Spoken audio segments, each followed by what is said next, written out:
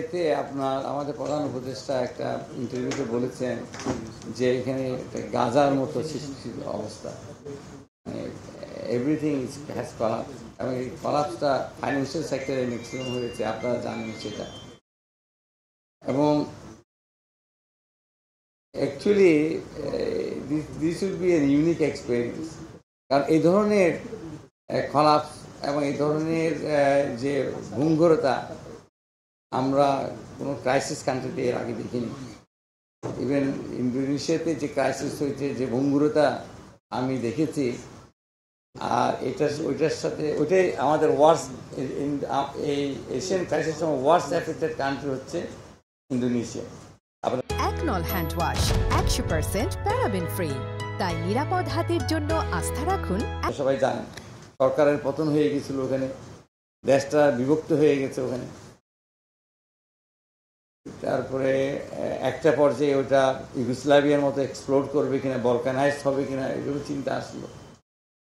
তা ওখানে এক বছরের মধ্যে জিডিপি 14% ডিক্লাইন করেছে।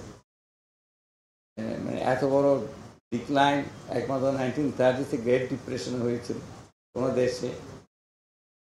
তো আমাদের এখানে সত্যিকার স্ট্যাটিস্টিক্স নিলে কত পার্সেন্ট আমরা এখনো জিডিপি গ্রোথ হয়তো এত এফেক্ট হয়নি, কিন্তু বিভিন্ন সেক্টরে যেটা হয়েছে এটা অত্যন্ত ভঙ্গুর অবস্থায় আছে আমাদের দেশ, অর্থনৈতিক সাইডটা।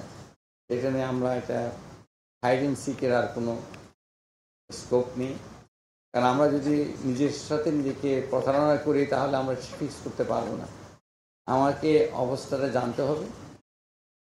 আমি এখন সুযোগ পেয়েছি আরও ভিতরে যাওয়ার জন্যে। আমরা যখন যেগুলি দেখি বাইরে থেকে দেখি, আপনাদের মিডিয়ার কাভারেজ থেকে আমার ধারণা, আমি যেহেতু বাইরে ছিলাম,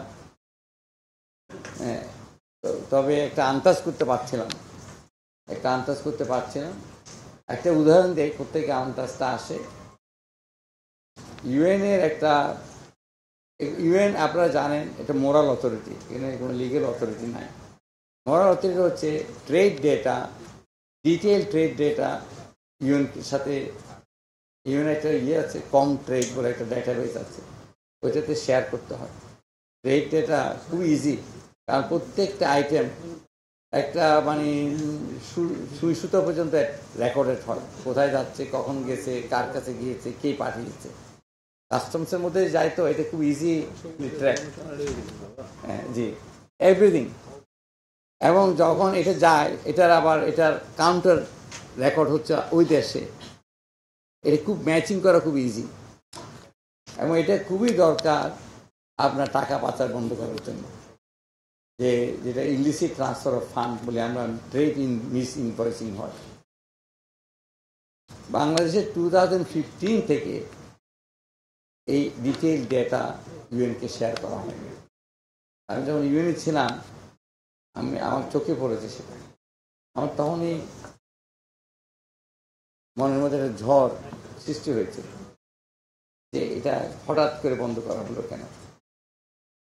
তো এরকম যখন ফরেন্সিক ইনভেস্টিগেশন করতে যাবেন, আপনাদের এই সাংবাদিক মহলে এই ট্রেনিংটা থাকতে হবে। আমি মনে করি ফরেন্সিক ইনভেস্টিগেশন, এই খবরের উষ্ণতা দিয়ে একটা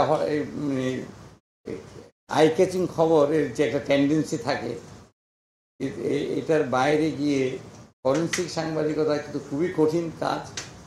আপনারা ওইটাতে যদি মনোযোগ দেন তাহলে অনেক কিছু বের করতে পারবেন।